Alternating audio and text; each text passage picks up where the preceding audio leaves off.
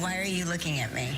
No, I just think it's a cool concept. I think you just drifted off and started thinking about it. Because I've been married to you long enough to know when you're not listening to me. There is a chair in a Manhattan studio that has belonged to one woman for 25 years. Every weekday morning, Kelly Ripa has sat in it, smiled into the camera, and made it look effortless. But in February of 2026, she said 5 words that changed the entire conversation around her career. She said, "It is time to move on." To understand why those words landed so heavily, you have to go back to the beginning. Kelly Maria Ripa was born on October 23, 1970, in Stratford, New Jersey, a small borough in Camden County with roughly 7,300 residents. The household she grew up in was strict Catholic and deeply rooted in a Polish-Italian working-class identity. That world did not just shape her childhood. It became, by her own repeated admission, the entire foundation of her professional character. Her father, Joseph Ripa, was a man still building his life when she arrived. He was simultaneously a Rutgers University student, a New Jersey transit bus driver, and a regional labor union president. He would later become president of the Camden County Board of Freeholders and the elected Camden County Clerk. Her mother, Esther Ripa, ran the household with discipline and clear expectations. Kelly and her older sister Linda were raised inside that structure, and it gave both of them an edge that was impossible to manufacture later. At Camden Catholic High School, Kelly stood out as bright, outspoken, and full of energy, though not always consistent in the classroom. She graduated in 1988, enrolled at Camden County College, and later transferred to Rutgers in Camden to study psychology and theater. But before she could finish her degree, life moved faster than her plan. In early 1990, at just 19 years old, she left college after being cast as Haley Vaughn on the ABC daytime soap All My Children. The character was the recovering alcoholic daughter of the powerful villain Adam Chandler. Her parents were uncertain at first. Her father doubted soap opera work would last. Her mother worried about her daughter navigating New York City alone. They came around eventually, and that leap changed everything. Her first episode aired on April 23, 1990. She was still 19 years old, and without fully understanding it yet, she had stepped into the role that would define the next chapter of her life. She stayed with the show through one break and one comeback for the next 12 years. But the show gave her something far bigger than a career. In February of 1995, All My Children began searching for an actor to play Mateo Santos, a young Latino love interest for Haley. The search was not simple. Casting director Judy Wilson later recalled that it took real time to find the right person. Then she came across an 8x10 headshot of a young actor from Florida named Mark Consuelos. Mark had recently graduated from the University of South Florida in 1994 with a degree in marketing, having transferred from the University of Notre Dame. He was born in Zaragoza, Spain on March 30, 1971, and had grown up in Lebanon, Illinois, and Brandon, Florida. On paper, he was simply another actor being considered. But the moment Kelly saw his photograph, something shifted. In a 2025 conversation, Judy Wilson recalled that Kelly walked into her office, picked up Mark's headshot, and fell in love with him right there on the spot. Wilson described it in almost mystical terms. The two of them were drawn to each other in every possible way, even before they had ever met in person. The road was not entirely smooth. The network was uncertain about Mark. He had to screen test against other actors even while already filming the role, something Wilson later described as completely unheard of in the soap world. He got the part anyway. Kelly and Mark filmed their first scenes together in February of 1995, and within weeks, the chemistry on screen had become something real off it. By late spring of that same year, the relationship had grown serious enough that Mark was occasionally sleeping on castmate Windsor Harmon's sofa because everything was moving faster than he had planned for. Then, on May 1, 1996, after a quiet evening that Kelly would later describe simply as pizza and wine, Mark proposed. That same night, they flew to Las Vegas and got married. For several weeks, almost no one knew. When the news eventually reached the All My Children production team, the reaction was a mix of shock and quiet amusement. The writers had spent years carefully shaping the love story of Haley and Mateo on screen, and the actors behind those characters characters had quietly become husband and wife in real life. That marriage became the most constant presence in Kelly Ripa's story. Together, they had 3 children. Michael Joseph Consuelos was born on June 2, 1997. Lola Grace Consuelos followed on June 16, 2001. Joaquin Antonio Consuelos was born on February 24, 2003. By 2026, Michael was 28, Lola was 24, and Joaquin was 22. Each of them had already started shaping a path of their own.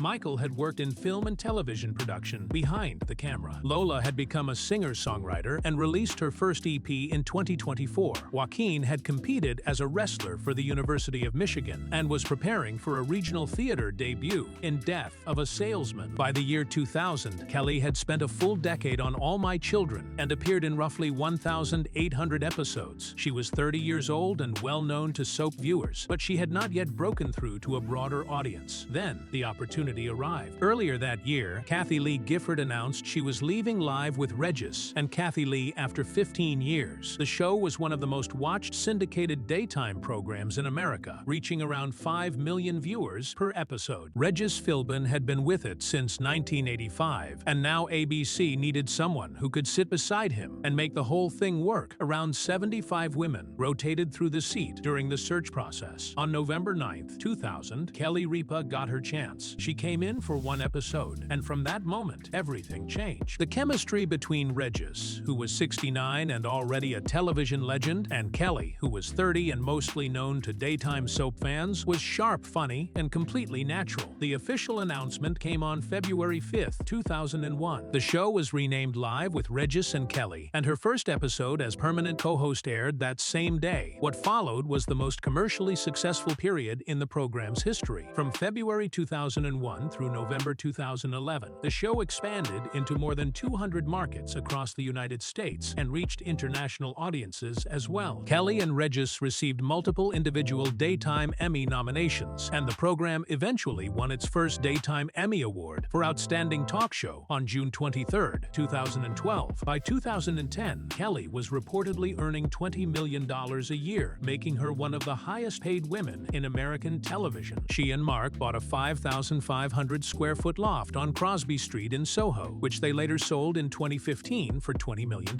Then, in 2013, they purchased a townhouse on East 76th Street for $27 million, which was at the time the second most expensive townhouse sale in Manhattan that year. After 10.5 years together, Regis Philbin appeared on Live for the last time on Friday, November 18, 2011. He was 80 years old and stepped away primarily for health and family reasons. The farewell was warm and respectful, but once it ended, Kelly found herself navigating one of the most difficult stretches of her professional life. After 9 months of rotating guest co-hosts, ABC announced in August 2012 that Michael Strahan would become her new permanent partner. Strahan was 40 years old, a former New York Giants defensive end, and already known as a Fox Sports analyst. Live with Kelly and Michael premiered on September 4, 2012. The chemistry was different from what she had shared with Regis, but it still connected with viewers, and the program continued to win awards. Then, in April of 2016, Kelly learned, reportedly just 20 minutes before the news became public, that Strahan would be leaving the show to become a co-anchor on Good Morning America. For her, it was not merely a professional change. It felt deeply personal. In her 2022 memoir and in subsequent interviews, she described it as the most painful moment of her working life. She walked off the show and missed the next 4 episodes, the first scheduled shows she had ever missed in 15 years of hosting. She returned on April 26, 2016, addressed her audience directly, and handled the entire moment with a kind of calm, controlled composure that television observers still reference today. Strahan's final episode aired on May 13, 2016, and he moved to Good Morning America the following Monday. After another stretch of guest co-hosts that included Anderson Cooper, Andy Cohen, Jerry O'Connell, and others, the show announced in May 2017 that Ryan Seacrest would join Kelly permanently. He was 42 years old, already one of the most recognizable hosts in American entertainment, and one of Kelly's closest friends. Live with Kelly and Ryan premiered on May 1, 2017. Their partnership lasted 6 years and worked by every commercial measure. Then, on February 16, 2023, Seacrest announced he would leave in April, explaining that the constant travel between his Los Angeles life and the New York taping schedule had simply become too much. Around that same time, he had also been chosen to replace Pat Sajak as the host of Wheel of Fortune, which required him to be in Los Angeles far more often. The answer to what came next was, by Kelly's own description on her podcast, almost embarrassingly simple. Her husband Mark Consuelos had been guest co-hosting on Live for more than 20 years. The audience already knew him. He was already living much of his life in Manhattan, and after his 9-year run on Riverdale ended in March 2023, he was finally available full-time. The talks moved quickly. By all accounts, the agreement took less than a week. On April 17, 2023, Mark replaced Seacrest, and the show became Live with Kelly and Mark. For the past 3 years, Kelly Ripa and Mark Consuelos have settled into something that feels both fresh and deeply familiar. By 2026, their run together has become the longest co-host stretch of Kelly's career outside of the Regis years. The chemistry has been easy to understand from the start. They are not performing a dynamic for television. They are living one that already matters. It gives the show a warmth that audiences feel immediately, and it has helped turn Live with Kelly and Mark into both a rating success and a steady source of viral moments online. The clearest signal of where Kelly's mind has been came in July 2025, not on Live itself, but on her own podcast, Let's Talk Off Camera. During a conversation with Oprah Winfrey, Kelly asked the question directly. She said she had been doing the talk show for 25 years and asked Oprah how she had known when it was time to leave. Oprah's answer stayed with her. Kelly has described it more than once as the most important professional advice she has received in years. Oprah told her the time was not now. She pointed to the unusual quality of the show Kelly has with Mark. She pointed to the fact that the show is light, fast, and emotionally easy to live inside. Then she told Kelly not to let go of the platform she has, not to do it, not even to consider it. That landed hard, because Kelly understood exactly what Oprah meant. She talked about being in hospitals with family members and noticing that Liv was playing in chemotherapy labs and treatment rooms. She realized that for many people, the show was not background television. It was part of the shape of their day. It was familiar. It was calming. It did not ask too much from people who were already carrying enough. And still, even after accepting Oprah's point, Kelly did not say she would stay forever. She added her own position. Clearly, she said she does not plan to work for the rest of her life. She said the decision will come when the time comes. She is not announcing an exit, but she is not pretending the question does not exist either. Life has moved forward for everyone around her, and that changes how a person measures time. Her father Joseph retired from local government in 2017. Her sister Linda has lived for years with lasting injuries from the near-fatal car accident she suffered in 1994. Regis Philbin, the man who first brought Kelly onto the show, died on July 24, 2020, just one day before his 89th birthday. Michael Gelman, the show's executive producer since 1987, was honored by Disney in early 2024 in what many took as a sign that even his long daily run may be easing toward a new phase. Her memoir, Live Wire, long-winded short stories, published in 2022, debuted at #1 on the New York Times nonfiction bestseller list and sold more than 250,000 copies in its first month. The final chapter, fittingly titled The End, now reads almost like a preview of everything she would say publicly in 2026. She did not announce a departure there. She did something more thoughtful than that. She admitted she had begun to think seriously about how to leave well. She wrote that her career had been built on momentum, on saying yes, on continuing when others might have stepped back. But by her early 50s, she had started to understand that always continuing has a cost. That was the shift. Not a decision to go, but an awareness that endless motion is not the same thing as peace. By 2026, Kelly and Mark had won their first joint daytime Emmy in 2024. She has continued hosting Live for roughly 230 days a year. Her podcast has passed 30 million total downloads. She has begun work on a second book. Their combined household has been estimated at roughly $30 million to $35 million a year in total earnings, and their combined net worth, including the East 76th Street townhouse, the East Hampton home, and a Caribbean property, has been estimated at around $200 million by late 2025. She is not staying because she has to. She could stop whenever she wanted. So when she stays, it means something. It means the decision is personal, not financial. She has continued because, at least for now, she still believes there is a reason to be there. And when that reason changes, so will everything else.